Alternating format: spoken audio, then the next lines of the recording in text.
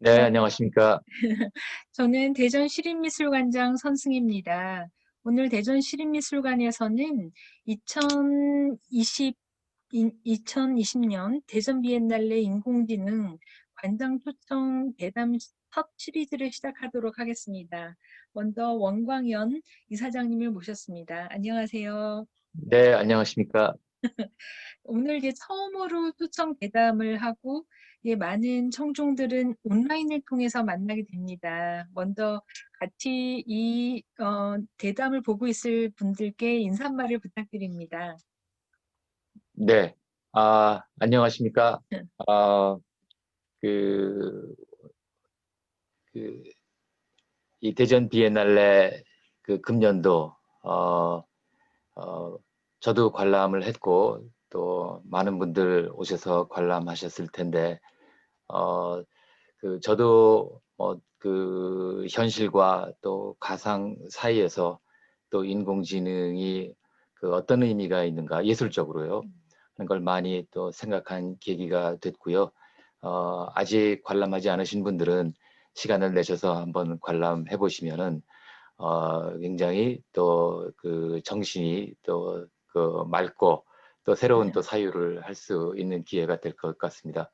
네, 사실 저는 작가도 아니고 또 미학 전문가도 아닌데 이렇게 또 초청해 주신 또 관장님께 감사를 드립니다. 제가 좀 미학적이나 예술적으로도 조금 뭐랄까 어, 좀그 엉뚱한 얘기를 하더라도 이거 저 그냥 사이언티스트니까 이런 소리도 할 수 있겠다 뭐 하는 정도로 좀 아리랑 있게 좀 들어주시길 부탁드리겠습니다. 아유, 제가 이렇게 아주 우리나라 사실 과학기술과 예술, 그리고 문화에서 가장 선도적으로 새로운 분야를 개척하신 원광현 이제 명예 교수님을 모시고 제가 참 이런 인공지능이라는 어떻게 보면은 어, 예술이나 문화 전문가들에게도 쉽지 않은 분야를 말씀을 좀 여쭙게 돼서 영광입니다. 그리고 오늘 제가 좀 여쭤보고 싶었던 것은 저희가 이제 도록에 기고를 해주셨는데요. 거기서 그 내용들을 독자, 이 청중 여러분들께서는 교보문고 이북으로 보실 수가 있습니다. 근데 이제 그것을 그 원고를 따라서 하나씩 좀 여쭤보고 싶습니다. 그래서 벌써 그 빠른 시기에 사실은 유명한 과학자로서 이렇게 예술에 관심을 가지셨다는 게 저로서는 상당히 놀랍고 근데 어떤 점에서 보면 과학하고 예술이 만나는 지점이 있겠구나 생각을 해봅니다. 그리고 지금 사실 이사장님 뒤편으로도 작품이 보이는데요. 자, 이게 좋아하시는 작품이구나라고 한번 생각도 해봤습니다.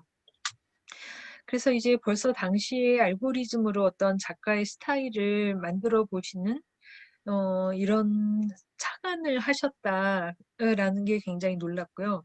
그런데 이제 여기서 또 글 중에서 굉장히 재밌었던 부분이 그 당시에 AI는 과학계 내부에서 해결해야 될 문제도 없는 솔루션을 연구하는 분야, 이렇게 당시에는 이해했다라는 말이 있었는데, 과연 그 당시 AI는 어떤 것이었는지, 그렇다면 지금의 AI는 무엇인지 궁금합니다. 어, 뭐 기본적인 잠깐만요. 네, 기본적인 그 지금이나 또 예전이나 뭐 기본적인 어떤 목표는 똑같은 것 같아요. 즉 네. 인간의 지능을 수학적으로 그걸 모델링하고 수학적으로 모델링한 것을 또 그다음에는 컴퓨터 알고리즘으로 또 구현을 해서 실제로 시뮬레이션 해보고 네. 기본적인 것 같습니다. 방법론은 뭐 그동안 쭉 계속해서 발전을 해오면서 몇 번에 걸쳐서 방법론에서의 또 브레이크스루는 있었죠. 음, 그러나 그러는 과정에서 어떤 때는 낙관론도 있었고 네. 또 어떤 때는 비관론도 있었고 지금도 마찬가지인 것 같습니다. 네. 지금도 낙관론과 비관론 그다음에 지금의 방법이 과연 적합한 것인가에 음. 대한 또 회의, 또 그렇지만 앞으로 또 가능성이 있다는 또 희망, 이런 네. 것들이 계속해서 지금 가 있는 것 같아요. 네. 정말 약간 사람이 사는 것과 굉장히 비슷하다는 생각이 듭니다. 하나의 일에 대해서도 굉장히 낙관적으로 바라볼 수도 있고, 굉장히 어떻게 보면 어려운 점을 먼저 인식하는 또 비관적인 것이 있을 수가 있고, 또 낙관론은 어려운 점을 돌파하기 어려운 대신 비관론은 어려운 점을 또 이렇게 극시하는 효과도 있고, 두 가지가 있기 때문에 발전한다는 생각도 듭니다. 그런데 아마 이제 AI가 많은 과학 기술에서는 급속도로 진전을 하고 있는 것 같습니다. 그래서 그래서도 말씀해 주셨듯이 웹 서치라든가 뭐 온라인 쇼핑이라든가 뭐 추천, 영상 인식, 번역, 그다음에 뭐 주식 시장의 분석과 예측, 법률 의료 굉장히 많이 진전을 보고 있는데요. 근데 거기서 이제 아마 문화적 인공지능이라는 용어를 교수님께서 쓰셨어요. 그래서 저희는 그냥 AI만 말하고 있다가 뭐 문화적 인공지능, 사회적 인공지능 이런 게 다른가 하나는 좀 호기심이 생겼습니다. 여기서 문화적 인공지능 혹은 사회적 소셜 AI라고 말씀하셨을 때는 그 함의가 무엇인지 여쭤보고 싶습니다. 어, 그, 일단 기본적으로 인공지능이 해결하려고 하는 대상은 굉장히 다양하죠. 근데 그 대상은 여태까지는 주로 그 아주 작은 도메인의 문제에 이제 국한되어 있습니다. 그리고 그 작은 도메인이 대부분은 과학, 공학, 사회학의 일부 아주 잘 정의된 그런 문제는 그 인공지능이 굉장히 효력을 발휘했거든요. 근데 그것을 넘어서 조금 더 우리가 사회적으로 의미가 있는 문제, 이러한 문제들에는 사실은 그 문제 정의 자체가 어려운 것 같아요. 사실 AI에서 제일 어려운 점은 과연 기계가 아닌 인간이 문제를 정의할 수 있는가 없는가입니다. 네, 그래서 문제를 정의할 수 있으면은 AI 전 방법론이 굉장히 적합한데, 네. 문제를 정의하지 못하면은 아예 AI의 방법론이 적용이 되지 않죠. 근데 네. 그 대부분의 그 어떤 정의되지 않는 문제들은 우리 그냥 일상 그 생활 혹은 사회 문화에서 일어나는 그런 이슈들입니다. 그래서 지금 자세히 보시면은 지금 현재 그 예술에도 AI가 적용이 된다고 하지만 그것은 AI가 굉장히 잘 정의된 문제에 국한되어 있습니다. 네. 예를 들면은 내가 사진 하나 찍었는데 내 그 자화상을 피카소 형태로 좀 그렸으면 좋겠다 하는 음. 그런 문제가 잘 정의되어 있죠. 네. 그렇지만 한번 이렇게 생각해 보세요. 음. 내가 이번에 그 전시 기획을 하겠다. 음. 그리고 그 전시 기획을 하는데 이번에 주제는 AI다. 네. 자, 그럼 어떤 작가를 섭외하고 음. 또 그 작가들로 이루어진 전시장을 우리가 채웠을 때 이번 전시의 주제는 뭘로 할까? 이거 음. 과연 인공지능이 가능할까요? 아. 네. 그 사실 지금 현재 사회적으로 의미 있는 많은 문제는 사실은 문제 정의 자체가 어려운 문제거든요. 네. 그래서 그런 문제들이 대부분은 저는 그냥 소셜 AI, 그러니까 문화적 음. AI라고 그냥 저는 그냥 뭉뚱그려서 이렇게 네. 표현을 하겠습니다. 네. 그러고 보니까 제가 지금까지 잘 생각 못해 본 것이 AI가 정의된 문제는 잘한다. 그래서 잘하는 부분이 분명히 있구나 생각을 했는데 문제를 정의할 수 한다는 것이 무엇인지라는 좀 근본적인 문제를 다시 한번 생각해 보게 됐습니다. 그래서 네. 특히 예술은 어떻게 보면은 정의할 수 없는 문제들에 도전하는 경우가 좀 많고 그러면요. 네. 네. 그다음에 문제가 뭐인지 정의하기 전에 전 단계에서 그 모호한 것들을 파헤친다든가 아니면 네. 정의된 문제들에 대해서 다시 질문을 한다거나 아마 이런 맞아요. 부분이 음. 좀 많았던 꼭 강점이었던 것 같습니다. 근데 이제 인공지능이 예술에 도전을 하고 있는 이제 현 시점에서, 혹은 예술가들이 인공지능에 관심을 갖기 시작하는 이 시점에서, 그리고 또 인공지능이 이제는 뭐 음악도 작곡을 한다고 하고 그림도 그린다고 하고, 이럴 시점에서는 이제는 예술가들이 인공지능의 문제를 피해갈 수가 없는 시점에 왔다라는, 어떻게 보면은 기회? 어떻게 보면은 이제 도전을 받고 있다. 뭐 이런 생각이 듭니다. 그래서 또 여기서 보면은 인공지능이 하고 있는 것을 유사 예술 행위라고 좀 말씀을 해 주셨어요. 그래서 이게 제가 본 표현 중에서 가장 아주, 이 6글자지만 너무 좋은 아주 명료한 정의처럼 느껴졌습니다. 예술 행위이긴 한데 상당히 비슷하다. 근데 이런 생각이 들었는데요. 어떤 점에서 예술 행위랑 비슷하고 어떤 점에서 인공지능이 하는 것이 왜 그냥 예술 행위가 아니라고 생각하셨는지, 이게 또 궁금하네요. 네.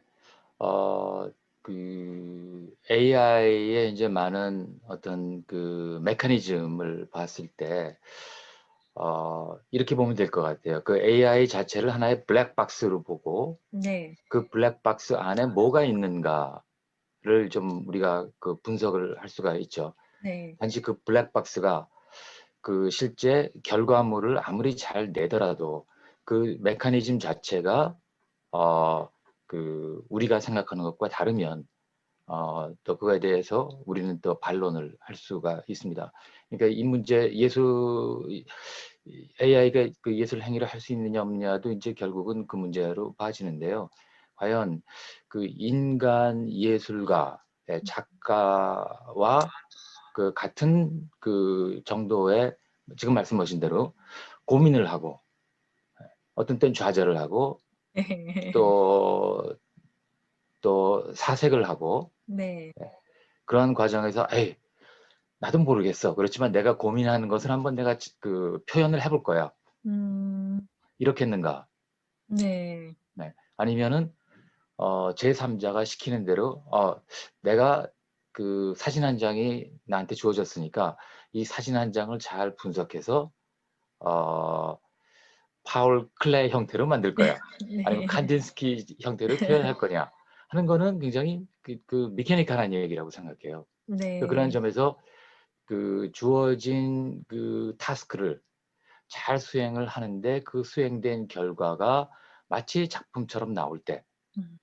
인간이 작품처럼 그 착각을 할 수 있게끔 할 때 저는 그럴 네. 때는 그 유사 예술 행위라고 생각합니다. 어떻게 보면은 인공지능이 사람들에게 질문을 느끼는 그런 작품까지도 만들어내고 있지 않은가, 뭐 이런 생각이 듭니다. 네. 그 참 거기다 네. 붙여가지고 그 네. 유사 예술 행위에 대해서 한마디 좀 더 하자면은 저는 네. 걱정은 그거예요. 그 AI로 채워진 유사 행위를 하는 그 도구를 가지고 네. 그, 그 인간이 그 도구를 이용해서 그 작품을 만들어낼 때 음. 그러면 그 예술가도 과연 그 만들어내는 사람도 네. 주체도 우리 예술가로 봐줘야 되는가? 음. 아니면은 그냥 그 평범한 하나의 프로그래머나 아니면 음. 사용자로 봐줘야 되는가 하는 또 그런 네. 문제가 있는 것 같아요. 네. 저는 걱정스러운 거는 그, 그, 그러한 툴을 이용하는 사람이 자칫 잘못하면은 본인이 예술가로 착각할 수가 있다. 음. 그 점도 굉장히 걱정이 됩니다. 음. 이제는 어떻게 보면 예술의 정의, 그리고 예술가의 정의도 새롭게 돼야 되는 시점에 온 것 같습니다. 그래서 아마 예전에는 예술을 정의할 때 20세기 전에는 어떤 뭐 직업 전문가, 기술로 봤다면 20세기에 들어와서는 뭐 제도 속에서, 그러니까 학교를 졸업한다거나 아니면 또 미술관에서 전시가 되는 사람이라거나 전시를 몇 번 했다거나 예술 대도로서 파악되기도 하고, 또 혹은 예술을 아예 열린 개념으로 보아서 무한히 열려 있는 확장되는 것으로 보기도 했는데 이제 AI가 21세기에 이제 더 보편화되기 시작하면서 예술 자체의 정의도 바뀌는 시점이 돼야겠다. 그렇다면은 예술가도 바뀌어야 되는 시점이 되었다. 그래서 이제 누구나 다 예술가가 될 수 있을 것이냐, 아니면은 어떤 특정한 조건들을 충족해야 예술가라고 부를 수 있을 것이냐, 이런 어떤 도전적인 과제에 있는 것 같습니다. 그래서 여기서 아이작 아시모프의 소설 그 아이로봇이라는 그 인용문을 주신 걸 보고 제가 깜짝 놀랐어요. 진짜 이렇게 뭐라고 어머 어쩜 이렇게 물어보면 어떻게 대답해야 될까라는데요. 그 부분을 조금 이제 그 인용하신 부분을 읽어드리겠습니다. 주인공인 인간 로봇을 향해서 너는 단순한 기계일 뿐이야. 너희들은 베토벤처럼 작곡을 할 수 있어? 이렇게 인간이 로봇에게 물어봤더니 로봇은 그럼 당신은요? 라고 대답한 이거를 인용해 주셨습니다. 생각해보면 저에게 베토벤처럼 작곡을 할 수 있냐고 물어보면 당연히 못한다 라고 대답할 수밖에 없는 이런 것인데요. 이 부분을 인용하신 의도가 어떤 것이었습니까?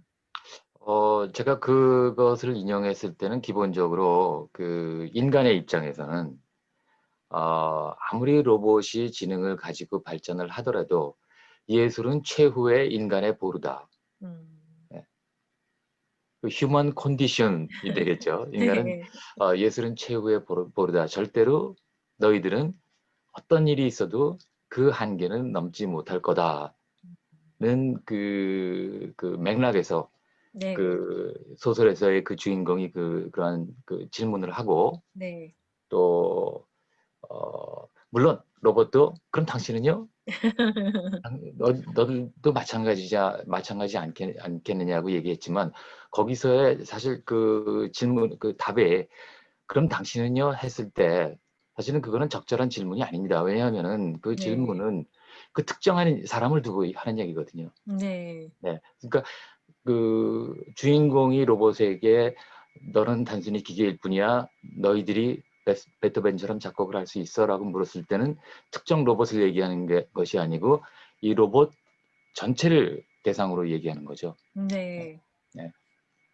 그러고 그래서 그런 보니, 측면에서 보면은 아직도 그 인간은 적어도 무의식적으로 인간과 로봇을 구분짓는 가장 그 최상의 방법은 예술 행위를 할 수 있는가 음, 혹은 예술을 그 감상할 수 있는가로 음, 본다고 저는 생각하고 저도 그렇게 생각합니다. 네. 이게 보니까 갑자기 제가 예술계에 있는 사람으로 너무 뿌듯해집니다. 어떨 때는 사회적으로는 예술이 굉장히 인간 사회성인데 잉여적인 부분이 아니었을까. 과연 인간의 사회 발전을 위해서 예술가는 무엇을 할 수 있을까. 아무것도 하고 있지 않은 것은 아닌가. 라는 게 회의감 같은 것들, 그다음에 또 이제 자신감의 어떤 상실 같은 것을 느끼는 적이 번번이 있었는데요. 오늘 말씀을 듣고 보니, 내가 인류의 혹은 인간의 최고의 보루가 되는 예술을 지켜가고 있구나라는 데 조금, 그전까지 생각하지 못했던 어떤 보람과 자부심을 좀 느끼게 됩니다. 근데 그래도 이제 또 궁금한 거는 역시 예술도 과학기술의 발전에 따라서 많은 변모를 해왔습니다. 그리고 과학기술의 발전에 따라서 변모하는 예술만이 그 시대를 따라가고 혹은 시대를 열어가고 또 시대를 앞서가고 사회를 바꿔나가는 역할을 했던 것 같습니다. 그렇다면은 이제 저희가 물어야 하는 인공지능과 예술의 어떤 관계에 대해서 7가지 질문을 이제 제안해 주셨습니다. 그래서 제가 그 질문을 하나씩 하고, 교수님을 대신해서 하고 한번 그 답을 여쭤보고 싶습니다. 그래서 첫 번째 질문은 지구상에서 진짜 지구상의 많은 동물 중에서 인간만이 예술 행위를 할까? 궁금합니다. 우선 저 관장님께 제가 거꾸로 질문을 하면 제가 왜 그 질문을 했을까요?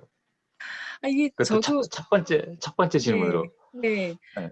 첫 번째 질문은 이 얘기를 왜 제일 먼저 네. 하셨을까? 그래서 그 동물이 많은 행위를 하고 침팬지도 이렇게 붓만 쥐어줘도 뭔가 그림과 비슷한 걸 그리기도 하고 또 다른 동물들이 하는데 이것을 아마 물어보신 이유는 '과연 인간이란 무엇인가?' 라는 질문과 같았던 것 같아요. 그래서 이 많은 동물계, 생태계 중에서 '인간을 인간답게 하는 특성이 무엇인가?'라는 질문과 같이 좀 들렸습니다. 네. 뭐 사실 그 잘 또 정확히 파악을 해 주셨 것 같습니다. 어 뭐 그 우선 인간 이외에 지구상에 존재하는 모든 동물, 지금 말씀하신 대로 뭐 특정한 뭐 침판치나 혹은 뭐 코끼리가 작품을 만들어내고 그것이 뭐 화랑에 걸리기도 하고 네. 또 옥션에서 또 고가에 팔리기도 한 케이스는 있었죠. 그러나 뭐 그걸 작품이라고 불러야 될지 모르겠으나 어쨌든 어 그들이 창작 욕구를 가지고 있었나? 음. 그다음에 자의식을 가지고 있었나? 음. 저는 아니라고 보거든요. 최소한도 여러 과학계의 여러 이론에 따르면 또 지금까지의 연구 결과에 따르면은 그들은 최소한도 자의식은 없습니다. 그러니까 음. 아마 지구상에 존재하는 동물 가운데 자의식을 가진 동물은 아마 인간밖에는 없을 거예요. 네. 근데 저는 자의식이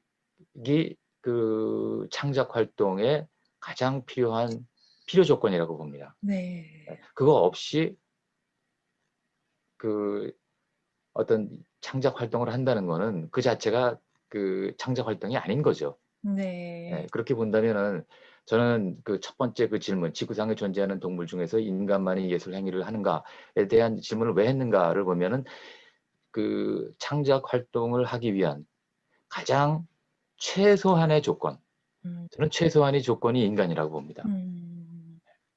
그렇기 때문에 제가 그 질문을 한 겁니다. 네.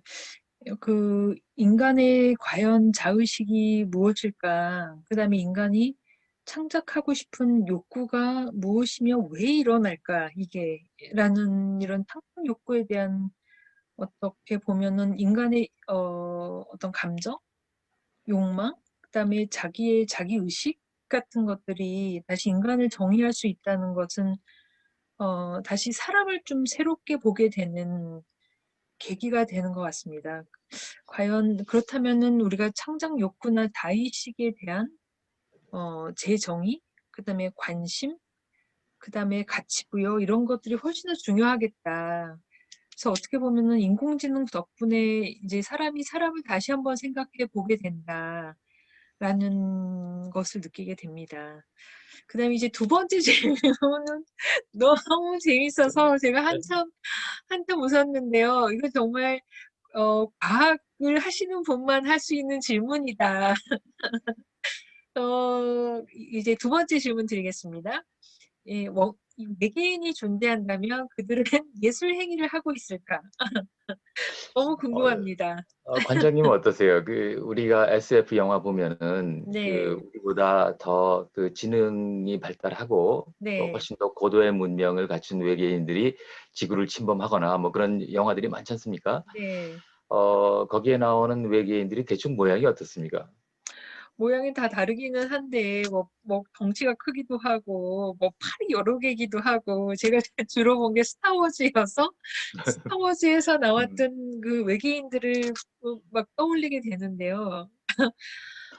아주 형태가 다양했던 것 같습니다. 네, 그렇게 본다면은 어 그 만약에 우리보다 어느 행성인데 네. 우리보다 한 5만 년 정도, 어 5만 년 정도 뒤떨어진 행성이다. 네. 하면은 거기에는 대충 원시인들이 살고 있겠죠. 제일 네. 고등동물이 원시인들이 살고 있으면 그들은 우리와 같은 문명을 이루지 못하고 아마 동굴이나 뭐 해변에서 뭐 조개 파먹으면서 살고 있겠죠. 네. 그럼 그들은 예술 행위를 할까요? 아. 할 것 같아요. 그렇죠. 할 것 할 같아요. 것 예. 같아요. 예. 네. 만약에 그 원시인들이고 동굴에 살면은 네. 거기다가 동굴벽과 비슷한 걸 그렸을 것 그랬을 같아요. 것 같아요. 그죠? 네. 예. 그리고 해안가에 사는 원시인들은 또 조개 껍질 가지고 또 그걸 그 가공을 해서 뭔가 네. 의미 있는 흔적을 만들 것 같아요. 네. 예. 어, 또 우리보다 한 1000년 정도 빠른 또 문명을 가진 또 외계 집단이 존재한다면 그들은 거기에는 예술이 있을까요? 많이 있을 것 같아요. 있을 것 같죠. 있을 예. 것 같아요. 예. 예. 그들도 갑자기 원시 시대에서부터 갑자기 뭐 컴퓨터 시대로 가진 않을 거 아니에요. 그죠? 네. 거기도 나름대로의 어떤 그 채집 이제 그 사회에서부터 또 그다음에 농경 사회, 또 산업 사회, 뭐 정보 사회 이런 걸 쭉 거칠 것 같아요. 그런 과정에서 거의 만약에 그들이 지능을 가지고 있으면은 대충 우리와 같은 고민을 하고 우리와 같은 그 예술 행위가 쭉 이루어졌을 거다. 네. 예. 아마 대충 동의하실 것 같아요. 네. 예. 그렇다면 우리보다 네. 굉장히 고도의 그 지능을 가진 또 문명 사회가 있으면 거기 나름대로의 체계화된 지금까지 체계적으로 발달된 그 과학 기술과 더불어 가지고 그 예술적인 맥락에서의 역사가 축적이 됐을 거라고 봅니다. 네. 네. 그러니까 너무나 당연하게 저는 그 외계인이 존재하더라도 거기에는 예술의 개념도 있을 뿐더러 또 우리와는 조금 다르겠지만은 유사한 과정을 거쳐가면서 예술이라는 그 장르가 나름대로 그 잘 자리 잡고 있을 거다라고 생각을 전 할 수밖에 없어요. 네. 네. 그렇게 되면은 예술이 인간만의 것이 아니라 어떤 생명체 전체의 것일 수도 있다 이런 생각도 맞습니다. 드네요. 네. 거기다가 네. 아까 1번 첫 번째 그 지구상에 존재하는 그 동물 중에서 인간만이 예술 행위를 하고 있는가? 그거에 대한 그 질문은 사실은 그 외계 문명에도 똑같이 적용이 되거든요. 결국 네. 핵심은 그 외계인이 우리보다 더 문명이 발전하고 그렇다 하더라도 결국은 그 예술 행위에 필요한 최소의 조건, 즉 네. 자의식. 나는 나야. 그죠? 네. 네. 네. 그리고 또 나는 왜 존재하지? 네. 우리 사회에 지금 뭐가 문제지? 네. 음. 또 그런 사회에서 생기는 나만의 정체성에 대한 회의, 예, 음. 또 환희 음. 이런 것들은 결국 거기도 존재할 거라고 생각해요. 네. 그러니까 저는 여기서 주장하고 싶은 거는 예술 행위의 최소한의 필요 조건은 저는 지능만이 아니고 지능을 넘어선 그 자아, 아. 예, 자의식, 예, 이게 굉장히 중요한 역할을 한다라고 생각하는 네. 겁니다. 예, 제일 아마 어려운 것이 또 자아이자 자의식인 것 같습니다. 그래서 역시 외계인까지 를 포함해서 다시 사람으로 돌아오면 역시 자의식이라는 것이 굉장히 중요한 자아 정체성이라고 하는 것이 중요하다. 좀 '나를 포함해서 한번 찾아보고 싶다.' 이런 '다시 한번 반추하고 싶다.'라는 생각이 듭니다. 그럼 세 번째 질문을 드리고 싶은데요. 인간의 명령에만 따르는, 즉 알고리즘으로 주어지는 작업만 하는 기계 가로 열고 컴퓨터가 창의적인 작업을 하는 것이 가능할까? 이건 정말 많은 사람들이 물어보고 있는 질문이기도 합니다. 네. 여기서 우리가 좀 확실히 해야 될 거는 그 창의적이라고 하는 것과 네. 또 예술적이라고 하는 거는 자칫하면은 같은 개념으로 생각하는데 음. 그 창의성과 예술성은 다릅니다. 전 음. 다르다고 생각해요. 창의적이라고 하는 거는 예술 분야만이 아니고 우리 사회 전반적으로 음. 다 발현되는 그러한 현상입니다. 그리고 그러한 그런 창의성의 상당 부분, 어떤 학자에 의하면은 한 90% 이상 네. 그런 창의성은 컴퓨터로 알고리즘화할 수 있다는 이론이 있거든요. 네. 아마 관장님도 그 고등학교 때 배우셨겠지만은 뭐 그 추론의 방법, 뭐 네. 연역적인 방법, 뭐 음. 귀납적인 방법 다 네. 배우셨잖아요. 네. 사실은 그 창의성을 그걸 그 정의 그 정확히 정의하기는 어렵지만 네. 상당 부분 그 귀납법과 연역법에 의해서 나오는 새로운 사실이 사실은 창의적인 사실들입니다. 네. 그렇다면은 상당 부분의 그 귀납법은 뭐 당연하고 연역법도 상당 부분 컴퓨터로 시뮬레이션 할 수 있거든요. 네. 그러면 컴퓨터가 창의적일 수 있습니다. 네. 그러나 예술적인 거는 또 다른 문제다. 저는 아. 이렇게 봅니다. 창의적인 것하고 예술적인 것을 좀 분리하니까 생각이 조금 더 명료해지는 것 같습니다. 그래서 창의적인 것은 훨씬 더 여러 분야에 적용되는, 조금 더 포괄적이라고 한다면 그 예술이라는 것은 창의적이면서도 그 무엇인가 다른, 정말 최후의, 아까 말씀하셨던 어떤 최후의 보루 같은 것이 있는 분야일까라고 다시 한번 생각해 보게 됩니다. 그렇다면 이제 또 하나 또 질문이, 네 번째 질문은 기계는 과연 예술 행위를 할 수 있을까? 네. 할 수 있을까요? 어 우선 어떤 작품을 하나 놓고 그 작품의 예술성을 그 작품만으로 따지기는 어렵죠. 네. 그죠? 그건 아마 불가능할 겁니다. 네. 제가 그 몇 년 전에 그 비엔나, 오스트리아 수도 그 네. 비엔나에 있는 그 자연사 박물관을 갔습니다. 네. 자연사 박물관이니까 인간의 어떤 과학기술의 발전을 다 아주 다 모아놨는데 제가 놀랐습니다. 음. 그 한 구탱이에 손가락만한 뭐가 있는데 네. 전시물이 있는데 이게 뭔가 해서 가보니까 그게 빌렌도르프의 비너스였어요. 네. 그거는 어떠한 그 미술사 책을 보더라도 맨 처음에 나오잖아요. 네. 인간의 그 최초의 예술 작품으로 보는데 그게 자연사 박물관에 있거든요. 네. 예. 그 똑같은 물건이라고 하더라도 음. 어디에서 어떤 맥락으로 해석하느냐에 따라서 이건 작품이 될 수 있고 작품이 되지 않을 수도 있습니다. 음. 그래서 기계가 만든 결과물도 예술 작품으로 볼 수 있을까 하는 문제는 결국은 사회적인 맥락인 것 같아요. 음. 우리가 거기다가 어떤 의미를 부여하느냐. 네. 예술적인 의미를 부여하면은 그것이 예술품이 되고, 예, 네. 그것이 뭐 디자인 측면에서 하면은 디자인 결과물이 될 것이고, 음. 또 과학적으로 또 그걸 접근할 수 있겠죠. 결국은 네. 우리의 어떤 그 사회 시스템 내에서 음. 어떤 그 물체에 대해서 의미를 부여하는 것은 결국 인간이라고 생각합니다. 네. 네. 어 마찬가지, 자의식과 마찬가지로 결국 의미를 부여하고 그 가치를 읽어내고 해석해내고 또 어떤 사회적 맥락 속에서 받아들인, 어떻게 수용할 것이냐는 또 사람의 몫이고, 몫이라는 아주 굉장히 어 그런 통찰을 해 주셨는데요. 다시 한번 저희가 예술을 예술답게 하는, 그게 창작자가 아닌 감상자로서 사회 제도 속에서 한번 생각해 보게 됩니다. 그렇다면은 기계가 예술의 행위를 했다. 그다음에 다섯 번째 질문은, 그렇다면 기계가 만든 결과물도 예술로 볼 수 있을까라는 점이, 역시 이 부분도 사회적인 제도나 아니면은 뭐 인간의, 사람들이 보는 문맥 안에서 해석이 돼야 되는 것일까요? 결국 저도 그렇게 봅니다. 사실 저 다섯 번째 질문과 그 전의 질문은 사실 맞닿아 있는 문제 같아요. 예, 네.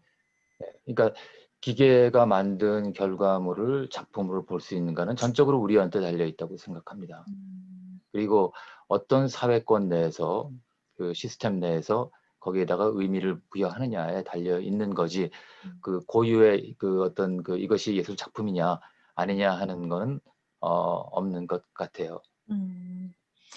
그런데 이제 요즘에는, 최근에는 이제 AI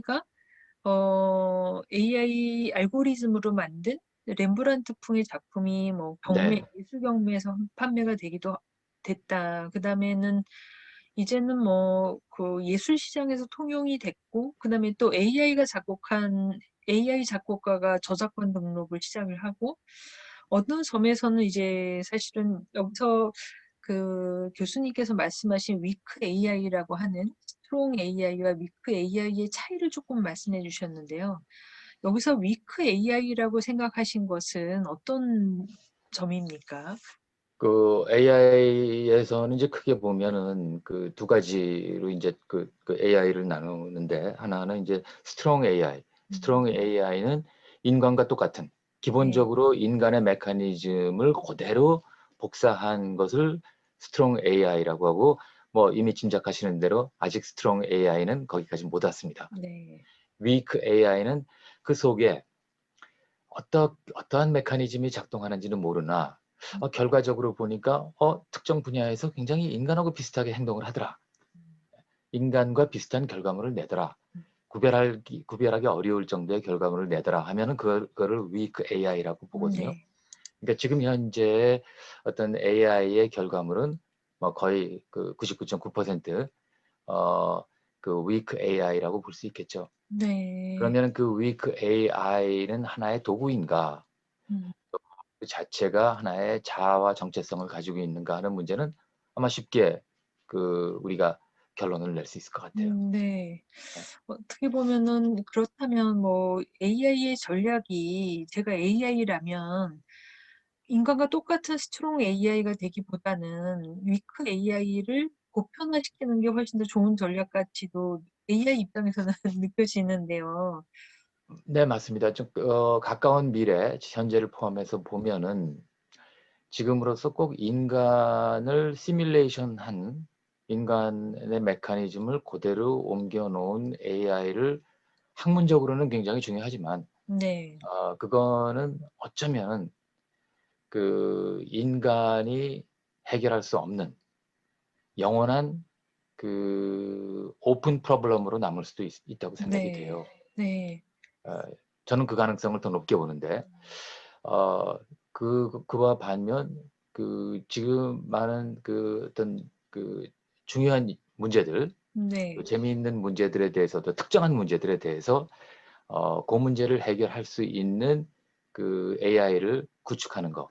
이제 네. 그 weak AI죠. 네. 그것이 앞으로도 계속 더 의미가 있을 거고, 사회적으로 더 발전할 가능성이 저는 있다고 봅니다. 그러니까 네. 예를 들어서 렘브란트 화풍으로 그린 결과물을 내는 음.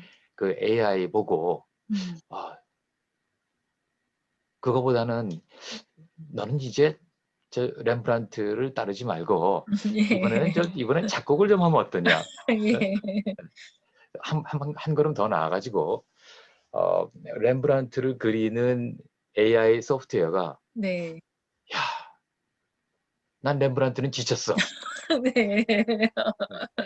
내가 네. 왜 계속해서 내가 저기 17세기에 머물러 있어야 돼요. 예. 거기에 대한 고뇌와 뭐 여러 네. 가지 네. 그 고민을 하다가 네. 아니야. 나는 마르셀 디샹 같은 네. 20세기를 뛸 거야. 네. 내지는 정말 나는 이제는 시각 예술은 난 이제 내가 할 수 있는 건 다 했어. 네. 이제는 내가 저 음악적으로 내가 좀 영역을 바꾸면 좋겠다. 네. 이럴 수 있을까요? 그건 아, 어렵겠죠. 그래서 어렵겠죠. 그거는 그 정도가 되면 이제는 스트롱 AI로 가까워진다고 생각하는데요. 네. 위크 AI는 렘브란트 화풍의 그 결과물을 낼 수 있는 하나의 소프트웨어. 네. 또 다른 소프트웨어는 고호와 같은 고. 소프트웨어. 네. 그런 것들은 계속해서 정말 그 구별하기 어려울 정도의 그런 기능과 성능을 가진 소프트웨어들은 계속 나올 것이고, 그것들이 잘 사용되면은 굉장히 그 예술계에서도 안 받아들일 이유는 없죠. 굉장히 네. 다이나믹하게 또 음. 예술계를 또 변화시킬 수 있을 걸로 음. 생각합니다. 네. 그럼 이제 보니까 'AI 종류가 다양화되겠구나. 특화되고 다양화 전략으로 가겠다. 위크 AI와 특화 다양화.' 뭐 이런 생각이 드는데요. 그렇다면은 이제 AI가 발전할수록 또 그와 더불어서 다른 분야 뭐 로보트라든가 그러면 이 현대 사회는 여섯 번째 질문입니다. 현대 사회는 기계가 만든 작품에 대해서 관용적일 것이냐, 관용적이어야 하느냐 어떻게 해야 될까요? 저희들은? 네. 어 사실 이 문제는 뭐 지금 이 시점의 문제만은 저는 아니라고 봅니다. 그러니까 르네상스 바로 직전으로 돌아가서 음. 처음에 원근법이 나왔을 때 네. '이거 받아들여야 돼?' 네. 굉장히 고민들을 했을 겁니다. 네. 예. 실제로 그 문헌에서 보면은 원근법으로 그린 그림은 너무 딱딱해. 음. 이건 그냥 너무 기계적 아니야?' 음. 뭐 그런 또 그 반대도 있었고, 네. 또 그 이 원근법만이 아니고 또 그다음 카메라 obscura 같은 거 나왔을 때도 카메라 obscura를 보면서 그대로 저기 트레이싱해서 네. 그린 게 그게 그림이야. 예. 음. 이런 때도 있었고, 또 유화가 나왔을 때도 네. '야, 내가 저기 그렇게 기름에 음. 짓 이겨서 음. 만든 그림을 진정한 그림으로 볼 수 있어?' 네. 미켈란젤로 같은 사람은 분명히 그런 얘기를 했다고 합니다. 네. 그러니까 그때그때마다 적절한 도구로서의 네. 보조 수단으로서의 기술들은 계속 발전했었고, 그것들은 수용하는 사람도 있고 수용하지 않는 사람도 있습니다만 계속해서 예술의 영역을 계속 넓혀 왔던 것 같아요. 저는 좋은 일이라고 네. 봅니다. 그런 네. 맥락에서 볼 때 뭐 사진기의 또 발달, 또 음. 그다음에 인공지능의 발달, 이것도 마찬가지 맥락에서 본다면 이것을 사용하고 말고는, 그거는 또 각자의 문제라고 보고, 이것을 제대로 어떻게 사용하느냐에 따라서 잘 사용하면은 또 예술의 영역을 더 확장할 수 있는 가능성은 좀 충분히 있다고 봅니다. 네. 역시 관용적인 태도가 새로운 것들을 허용함으로 해서 좀 확장되고 넓어지고 또 그게 시대별로도 그런 도전과 관용이 지속됐다고 생각을 하게 됩니다. 그래서 저희한테 지금 사실 필요한 것은 어떤 새로운 기계, 뭐 과학 기술 또 그 밖의 모든 것들에 대한 어떤 관용적인 태도가 어떻게 보면은 '사회의 가치, 사회 제도의 확장에 초석이 되겠다.'라는 점을 다시 한번 좀 느껴봅니다.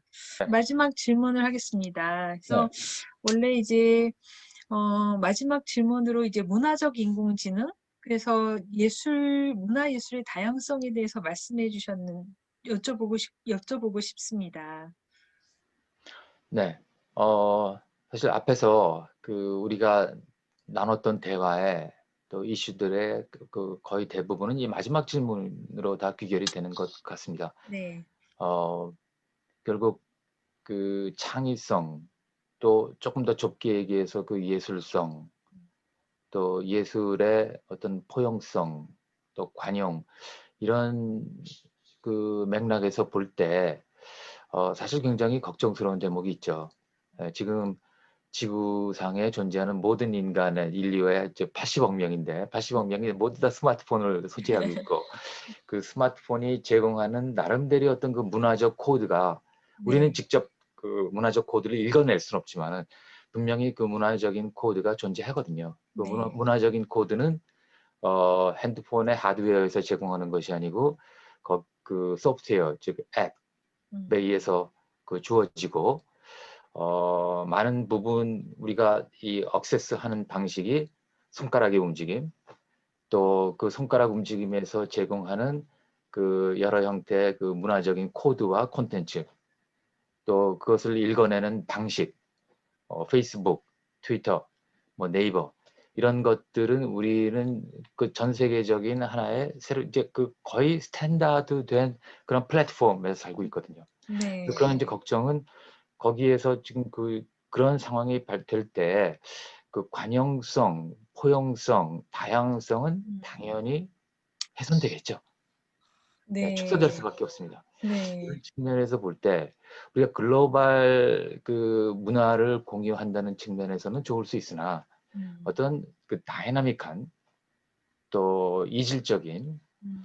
또 주류에 대한 또 어떤 반대나 또 다시 생각해보는 그런 것들이 상당히 지금 굉장히 제한되는 것 같아요. 네. 특히 이제 AI가 더 많이 보편화되면은 그럴 네. 가능성이 더 커집니다. 네. 예. 인공지능 알고리즘에 의해서 전 세계 사람들이 만들어내는 빅데이터와 그 빅데이터에 의한 어떤 방법론이 고착화될 때 네. 거기에는 점점 더 창의성과 예술성이 개입할 가능성이 점점 더 줄어들죠. 네. 어떤 건 모르겠어요. 아마 SF에 나오는 미래 사회나 또 음. 보다 고등지능을 가진 외계인들이 영화에서 보는 대로 어떤 음. 예술성이나 문화성은 갖지 않고 그렇게 기계적이고 그렇게 야만적이 된 음. 맥락에는 아마 이러한 알고리즘에 의한 또 기계 문명의 발전이 큰 역할을 했을 수도 있는 것 같아요. 네. 굉장히 좀 조심스럽습니다. 네. 지금 말씀을 듣고 보니까 아마 아주 동일한 플랫폼, 그다음에 거기에 어떤 법칙이나 룰에 따라서 사람들이 공유하고 하다 보니 좀 어떻게 보면은 동일한 패턴들의 생각들을 굉장히 사람들이 굉장히 짧은 시간 안에 아주 유사해진 면이 없지 않아 있는 것 같습니다. 그래서 그런 면이 과연 아무리 관용적이어도 아무리 포용을 해도 우리가 되게 예술이 점점 개입할 여지가 어떻게 보면 적어지는, 어떻게 보면 주변이고 엉뚱한 생각이 허용되는 면들이 좀 작아지고 그 플랫폼 안에 들어가서 많이 움직이게 됐을 때의 획일성 같은 어떤 우려들도 사실은 느끼게 됩니다. 그랬을 때 우리가 이제 어떻게 문화적 AI가 다양성을 이제 가장 중요한 가치로 가지면서 다양성이 있기 때문에 포용도 할 수 있고 관용적일 수 있다. 이제 이런 목표를 좀 삼아야 될 것 같은데요. 그렇다면은 이 문화적 AI가 다양성을 지금 이제 너무 획일화되는 것을 우리가 좀 피해 보고 다양할 때만 인간이 어떻게 보면 생태계에서 많은 변화들에 아주 적절하게 대응할 수 있다. 우리의 생존 전략에도 상당히 유리하다라는 점을 자의식적으로 진짜 한번 저희 2020년 저희 정체성을, 저희 자의식을 돌이켜 보면서 이 다양성을 좀 확보해야겠다. 이 인류의 최후의 보루로서 이런 좀 책임감도 드는데요. 그렇다면 이 다양성을 위한 AI, 문화적 AI와 예술가들은 어떤 관계 맺음을 해야 될지가 하나의 숙제로 남는데요. 어떻게 숙제를 하면 좋을지 좀 여쭤봐도 될까요? 저도 뭐 거기에 대한 마스터 플랜은 없지만 네. 어, 저는 미술관의 역할도 그런 점에서 굉장히 중요하다고 생각합니다. 네. 저도 평상시에 매일 하는 일을 벗어나서 뭐 저도 네. 맨날 들여다보는 게 AI니까 예. 거기서 벗어나서 미술관에 가서 또 특히 이번 비엔날레 작품들을 보면서 내가 하고 있는 게 어떤 의미가 있지?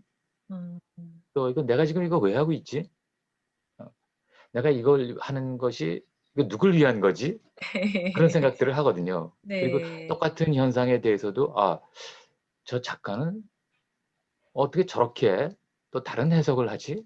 네. 그런 걸 많이 느꼈어요. 그러니까 네. 저는 예술의 역할이 그런 거라고 봅니다. 음. 그래서 어떤 크게 볼 때는 어, 거대 기술의 어떤 인간과의 완충지대 역할이 저는 미술관이 아니겠는가 음. 하는 생각을 해봅니다. 네. 이제 말씀을 이제 들으면서 좀 마무리를 해 보려고 하니 역시 이제 예전에는 미술관이 예술가들의 작품을 거는 곳, 전시하는 곳, 이래 이렇게 좀 작은 정의가 있었다면 이제는 사실 문화 다양성을 그 어떤 보호하는, 그리고 또 인공지능 과학기술과 또 새로운 관점을 보여주고, 어떻게 보면 또 과학자가 와서 새로운 다양성을 경험하게 하고, 또 예술가들은 그 다양성을 통해서 그다음 어떤 어떻게 보면 인류의 창의적인 자의식을 더 확장해가는, 더 다변화해가는 어떤 포용적인, 관용적인 것까지 가야 되는 하나의 물리적인 플랫폼이 되겠다. 그다음에 그것은 미술에 그치는 것이 아니라 그게 때로는 음악이 될 수도 있고 때로는 과학기술이 될 수도 있고, 굉장히 미술관 자체도 다양화돼야겠구나. 네. 네, 그 미술관이 다양화되려면 그 안에 있는 저를 포함한 많은 미술관의 종사자들이 다양화되고 좀 포용적이고 관용적이고, 이렇게 해서 또 그 작품을 보러 오는 사람들에게도 이런 가치가 서로 공유되어야겠다라는 생각을 해봅니다. 그래서 오늘 처음으로 저희가 이제 줌으로 그 한번 관장과의 대담회 시도를 해본 결과, 어, 아마 물리적인 공간에서 대담을 했으면 저희 강당에 170명만 들을 수 있는 이 이야기가 아마 이제 온라인을 통해서 많은 사람들과 또 공유되면서 어떻게 보면 다양성, 포용성, 관용성의 새로운 당에 들어가고 있다. 이런 생각이 듭니다. 그래서 이제 온라인이긴 하지만 기념사진을 하나 찍어도 될까요? 좋습니다. 네, 네, 그 좋은 생각이신데요. 네, 네, 화면 네, 캡처를 네. 제가 그러면 좀 디지털 최적화된 그러면은 저희가 이렇게 해서 오늘 기념사진을 찍겠습니다. 그러면 오늘 이제 마지막으로 오늘 그 대담을 많이 끝까지 들어주신 여러분께 감사를 드리면서요. 앞으로 이제 대전시립미술관은 원강현 명예교수님께서 말씀하신 것처럼 어떤 자의식, 다양성, 포용성, 관용을 여러 사람들과 문화예술을 나누는 공간이 되도록 노력하겠습니다. 그리고 이렇게 긴 시간 함께 해주셔서 감사드립니다. 그리고 원광현 오늘 초대해 이사장, 주셔서, 네, 네, 초대해 주셔서 정말 감사드리고요. 네, 또 이 대담을 또 앞으로 들으실 또 여러분들께도 또 감사를 드립니다. 네. 뭐 여러 오늘, 가지로 부족하고 뭐 횡설수설한 것 같은데 뭐 좀 이해해 주시고요. 예, 네, 그냥 뭐 하다 보니까 조금 그 제가 말도 좀 어눌하게 하고 좀 그랬던 것 같은데, 예, 잘 들어주시길 부탁드리겠습니다. 네. 그러면 여러분 같이 해주셔서 네, 감사합니다. 안녕히 계십시오. 그래서